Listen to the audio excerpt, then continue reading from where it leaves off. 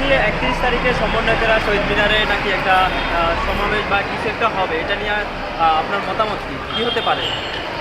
আপনার এই যে বর্তমানে যারা ছাত্র প্লাস উপদেষ্টা বা সমন্বয়ক, এরা যা করে তা কিন্তু আপনার এই একটু বাড়াবাড়ি, মানে প্রয়োজনের চেয়ে একটু বেশি বকেয়ারি। আপনার হয়েছে কি, আসলে এরা যে মিছিল মিটিং করে বা এই যে বড় বড় প্রোগ্রাম করে, এটা মূলত একটা কারণেই করে, মানে এরা একবারে জাগান দিতে চায়, নিজেদের অস্তিত্ব প্রকাশ করতে চায় আর নিজেদেরকে মানে আরও ভালো করে এস্টাবলিশ করতে চায়। এটাই হচ্ছে মূল লক্ষণ, এছাড়া আর কোনো কিছুই নেই। আর এই যে মানে একটা দাবি, হ্যাঁ সবচেয়ে বড় একটা দাবি যে 72-এর সংবিধান নাকি মানে কবর দিব, নতুন করে একটা সংবিধান রচনা করব।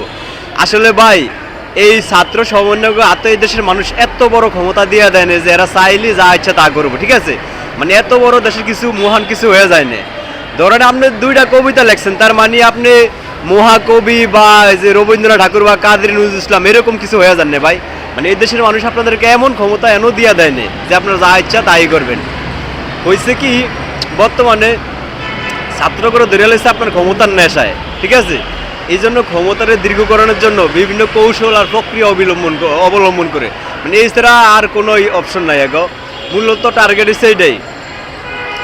আর এই যে আপনার